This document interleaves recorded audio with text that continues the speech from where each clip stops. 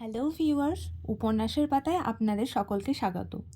আজকে আমাদের নিবেদন সালমা চৌধুরীর লেখা আমৃত্যু ভালোবাসি তোকে পর্ব 2।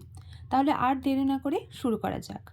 চোখ বন্ধ করে কানে হেডফোন লাগিয়ে হারিয়ে যান গল্পের জগতে, কারণ আমি পড়ব আর আপনি শুধু শুনবেন। এত বছর পর নিজের রুমটা আশ্চর্য নয়নে দেখছে আবির।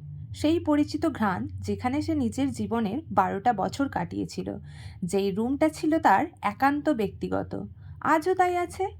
একটা জিনিসও এদিক থেকে সেদিক হতে দেননি আবিরের মা মালিহা খান।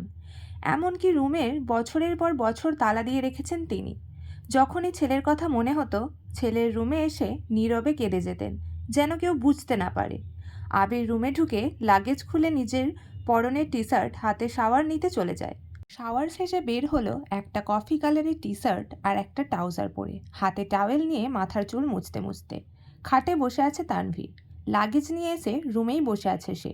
তানভীরকে দেখে আবির জিজ্ঞাসা করছে, কি হলো, কিছু বলবি? তানভীর মুচকি হেসে জিজ্ঞাসা করছে, আচ্ছা ভাইয়া, ওই লাগেজটা ধরতে দিলে না কেন? কি আছে ওইটাতে? আবির চক্ষুদয়ে উদ্বেগ স্পষ্ট, চোয়াল শক্ত করে উত্তর দিল, ওইটাতে আমার পার্সোনাল কিছু জিনিস আছে। তানভীর হাসতে হাসতে উত্তর দেয়, সেই পার্সোনাল জিনিসগুলো দেখতে চাচ্ছে আমার অবুঝ মন, কি করব বলো? অভাবসুলভ গম্ভীর কণ্ঠে উত্তর দিল আবির, কাউকে দেখানোর জিনিস আশা করি পার্সোনাল হবে না। তানভীর ভাইয়ের আপত্তিস্বর বুঝতে পেরে এই বিষয়ে আর কিছু বলেনি, শুধু জিজ্ঞাসা করে, বিকেলে কি বের হবে? আবির উপর নিচ মাথা নেড়ে হ্যাঁ সূচক সম্মতি জানায়। তানভীর কথা না বাড়িয়ে চুপচাপ বিদায় নেয় রুম থেকে। আবির খাটের এক কোণায় বসে মোবাইল হাতে নিয়ে গুরুত্বপূর্ণ কিছু চেক করতে ব্যস্ত হয়ে পড়ে। মেঘ নিজের রুমে ঢুকে শপিং ব্যাগটা খুলে 3টা ড্রেস বের করলো। 3টা জামাই অসাধারণ সুন্দর, 2টা গাউন ড্রেস আর একটা গার্জিয়াস কাজের 3 পিস। ল্যাপটপটাও খুলে দেখে, তার প্রয়োজনীয় সকল অ্যাপ ব্রাউজার অলরেডি ল্যাপটপে সেট করা হয়েছে। মেঘের দৃষ্টি যায় র্যাপিং পেপারে মোড়ানো বক্সের দিকে। র্যাপিং পেপার খুলতেই চোখে পড়ে 3টা উপন্যাসের বই, যেগুলোর উপরে ছোট্ট একটা চিরকুটে লেখা, অ্যাডমিশনের পর পড়বি। তার সাথে একটা ছোট্ট বক্স, যেখানে এক বক্স রঙিন পাথর। মেঘের এই পাথরগুলো ছোটবেলায় খুব পছন্দ ছিল। তার সাথে একটা আইফোন 13 প্রো ম্যাক্স মোবাইলের বক্স। ফোনে দেখে মেঘের চক্ষু চড়ক কাজ। অনেক দিন যাবৎ মনের কোণে সুপ্ত ইচ্ছে ছিল একটা আইফোন কেনার, কিন্তু কাউকে বলার মতো সাহস হয়নি তার। এগুলো দেখে খুশিতে গদগদ হয়ে পড়েছে মেঘ। ইন্টার সেকেন্ড ইয়ারে পড়াকালীন মেঘের যখন কলেজ, প্রাইভেট, কোচিং সব মিলিয়ে ব্যস্ততায় দিন কাটছিল, তখন তানভীর তার পুরনো একটা ফোন দিয়েছিল মেঘকে। সিমটাও ছিল তানভীরের। বাসার মানুষের বাহিরে শুধু 3-4 জন বান্ধবীর নাম্বার ছিল সেই ফোনে। এমনকি স্যারদেরকেও নাম্বার দিতে নিষেধ করেছিল কড়া ভাষায়। তানভীর বারবারই বোনের ব্যাপারে খুব সিরিয়াস। ভাইরা বোনকে শাসন করে ঠিক আছে, কিন্তু তানভীর মেঘকে একটু বেশি শাসনে রেখেছে এত বছর। এইচএসসি পরীক্ষা চলাকালীন নিজের মায়ের পেটের ভাই তানভীরকে খুব সাহস করে বলেছিল, ভাইয়া, পরীক্ষা শেষ করে আমায় একটা নতুন ফোন কিনে দেবে? অগ্নিদৃষ্টিতে তাকিয়েছিল তানভীর, যেন মস্ত বড় অন্যায় করে ফেলেছে। তারপর মেঘ নতুন ফোনের আশা পুরোই ছেড়ে দিয়েছিল। আজ সে না চাইতেই আইফোন পেয়ে গেছে, ল্যাপটপ পেয়ে গেছে। এ যেন মেঘ না চাইতেই জল। আনমনে ভাবছে, মনে হয় তানভীর ভাইয়া বলছে ফোন আনতে আর ল্যাপটপ আনতে, না হলে উনি কিভাবে জানবে আমার ফোন নেই। এদিকে 1 ঘন্টা যাবৎ ফোনে মনোযোগ দিয়ে কি যেন কাজ করছে আবির। হঠাৎ আদি দৌড়ে এসে দাঁড়ায় দরজায়। আদি, ভাইয়া তোমায় খেতে ডাকছে। আবির, যা, আসছে। 10 মিনিটের মধ্যে সাদা শার্ট পরে রেডি হয়ে নিচে নামলো আবির। অসময়ে তেমন কেউ নেই নিচে। বিকেল 4টা বাজে, সবার খাওয়া শেষ অনেক আগেই। মালিহা খান বসেছিলেন ছেলের জন্য। ছেলের ফিটফাট হয়ে রেডি হওয়া দেখে মালিহা খান জিজ্ঞাসা করছেন, কোথাও যাবি? আবির, হ্যাঁ, একটু কাজ আছে। আবির চুপচাপ খাবার খাচ্ছে। ছোটবেলায় যা যা সে পছন্দ করত সব রান্না হয়েছে আজ। সব খেতে পারেনি, যতটুকু সম্ভব খেয়ে উঠে পড়েছে। এরই মধ্যে তানভীর হাজির রয়েছে। ভাইয়া, রেডি আমি, এখন যাবে নাকি লেট হবে? আবির, এখনই বের হব। মালিহা খান রান্নাঘর থেকে ডেকে বলছেন, গাড়ি নিয়ে বের হবি না, চাবি নিয়ে যা। আবির, গাড়ি লাগবে না আম্মু। দুই ভাই বের হয়ে গেল। যৌথ পরিবারগুলোর সবচেয়ে আনন্দময় সময় হলো সন্ধ্যাবেলা। বাড়ির সকলে মিলে হইচই করে বিকালের নাস্তা খাওয়া, একটু টিভি দেখা, খেলাধুলা করা, আড্ডা দেয়া। সমস্যা শুধু বড় ভাই, তানভীর সবসময় মেঘকে চোখে চোখে রাখে, কি করছে কি না করছে, কখন খাচ্ছে, পড়াশোনা করছে কিনা, এসব কিছু দেখাই যেন তার একমাত্র কাজ। কিন্তু মিম আর আদিকে কোনোদিন একটা ধমক পর্যন্ত দেয়নি তানভীর। এ কেমন দুমুখো ব্যবহার? তানভীর যতক্ষণ বাসার বাহিরে থাকে মেঘ ততক্ষণ মুক্ত, স্বাধীন। তানভীর বাসায় না থাকায় 3 ভাই বোন মিলে ছোটাছুটি করছে। মেঘ যা বলে ছোট দুটো তাই করে। মেঘ আর আবিরের এখনও দেখা হয়নি। মেঘ কোচিং থেকে এসে রুমে যে ঢুকেছিল তার গিফট নিয়ে ব্যস্ততার কারণে সবেমাত্র রুম থেকে নিচে এসেছে। অন্যদিকে আবির বাসা থেকে চলে গেছে আরও 2 ঘন্টা আগে। মেঘ, মিম আর আদির ছোটাছুটি শেষ হয় বড় আব্বু জানাব আলী আহমদ খানের বাসায় প্রবেশ দেখে। আলী আহমদ খান বাসায় ঢুকতে ঢুকতে নিজের স্ত্রী মালিহা খানকে জিজ্ঞাসা করলেন, আবির কোথায়? মালিহা খান উত্তরে বললেন, ও তো তানভীরকে নিয়ে বের হলো, বলল কি কাজ আছে।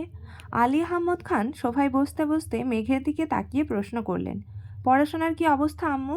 মেঘ শান্ত স্বরে উত্তর করল, আলহামদুলিল্লাহ ভালো বড় আব্বু। তবে তবে কি? প্রশ্ন করলেন আলী আহমদ খান।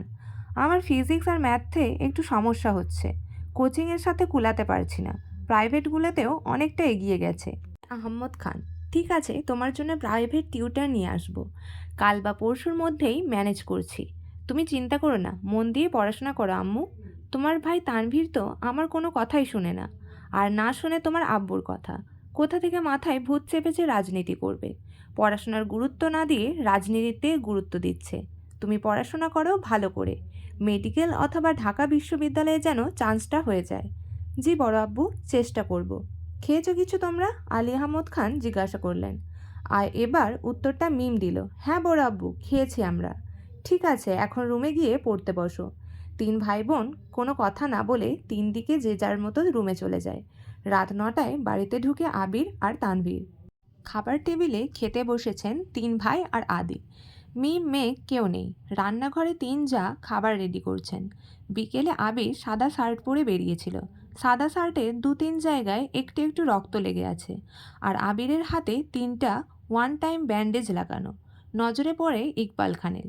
কী রে আবির, তোর হাতে কি হয়েছে? শার্টই বা দাগ কিসের? এই কথা শুনে ছুটে আসেন মালিহা খান। কি হয়েছে আবির? বুকের ভিতর ছ্যাঁত করে উঠেছে। একমাত্র ছেলের শরীরে একটা আঁচড়ও মা সহ্য করতে পারেন না। আবির, তেমন কিছু না, হাতে একটু লেগেছিল, ঠিক হয়ে যাবে, চিন্তা করো না। আর কথা না বাড়িয়ে সিঁড়ির কাছে চলে যায় আবির। আলী আহমদ খান ছেলের দিকে তাকিয়ে প্রশ্ন করেন, খাবে না? না আব্বু, বিকেলে খেয়েছি, খিদে নেই। এই বেলে রুমের দিকে চলে যায় আবির। আবিরের কণ্ঠ শুনে মেঘ রুম থেকে বের হয় তাড়াতাড়ি। এতগুলো গিফট দিল, অবশ্যই ধন্যবাদ জানানো উচিত। 7 বছরের ভাইয়ের মুখটাও দেখেনি সে। কিন্তু মেঘ রুম থেকে বের হতে হতে আবির রুমে ঢুকে পড়েছে। মেঘের চোখ মুখে নীরবতা। নিচে গিয়ে সবার সাথে খেতে বসে। তানভীরও খেতে বসেছে হাত মুখ ধুয়ে। ইকবাল খান তানভীরের উদ্দেশ্যে বলে, তুই তো ছিলি আবিরের সাথে, কি হয়েছে বল? ইকবাল খান তানভীরের উদ্দেশ্যে বলেন, তুই তো ছিলি আবিরের সাথে, কি হয়েছে বল? তানভীর চাচু, আমি তো ভাইয়ের সাথে বের হয়েছিলাম, কিন্তু পরে আমি পার্টি অফিসে চলে গিয়েছিলাম, তাই সঠিক জানি না। মেঘ যেন কিছুই বুঝতে পারছে না। বাড়িতে এসেছে 7-8 ঘন্টা হয়ে গেছে মানুষটার, অথচ সে এখনও দেখেনি তাকে। তার মধ্যে আবার কি অঘটন ঘটিয়েও ফেলেছে। সে শুধু চাচু আর ভাইয়ার মুখের দিকে তাকাচ্ছে বারবার। আহমদ আলী খান গম্ভীর স্বরে তানভীরকে বললেন, সে তো তোমার ভাই কম বন্ধু বেশি, তাকে বলে দিও কোনো প্রকার মারপিট আর রাজনীতিতে যেন না জড়ায়। আর এটাও বলে দিও তাকে, তার বয়সটা কিন্তু আমি পার করে এসেছি। তাকে দেশে এনেছি মারপিট করার জন্য না, আমাদের ব্যবসার হাল ধরার জন্য। তানভীর, আসলে বড় আব্বু সামান্য হাত কেটেছে ভাইয়ার। আলী আহমদ খান, থাক, আমায় কিছু বোঝাতে হবে না। কোনটা মারপিটের কাটা আর কোনটা কেটে যাওয়া আমি তো বুঝি। তুমি তো নিজের রাস্তা বেছেই নিয়েছো, অন্তত তাকে বোঝাও এসব যেন না জড়ায়। তানভীর, জি বড় আব্বু। মেঘ আচমকা প্রশ্ন করে বসে, কি হয়েছে? তানভীর মেঘের দিকে চোখ রাঙিয়ে তাকিয়ে বলে, তুই চুপচাপ খা। ইকবাল খান বড় ভাইয়ের দিকে তাকিয়ে বলে, আবির কেন মারামারি করবে? এত বছর বাহিরে ছিল ছেলেটা, এখন ওর কে এমন শত্রু আছে? বাড়ির সবার মধ্যে নীরবতা, কেউ কোনো কথা বলছে না। মেঘ মনে মনে ভাবছে, আবির ভাইয়া মারপিট করেছে, কিন্তু কেন? এত বছর ভাবতাম আমার ভাইই পচা, রাজনীতি করে, আমায় শাসন করে, কিন্তু আবির ভাই তো দেখা যাচ্ছে পুরাই হিটলার। এখানেই শেষ করছি আমৃত্যু ভালোবাসি তোকে পর্ব 2। গল্পটি শুনতে যদি আপনাদের ভালো লাগে তবে একটি লাইক দিয়ে আমাদের পাশে থাকুন।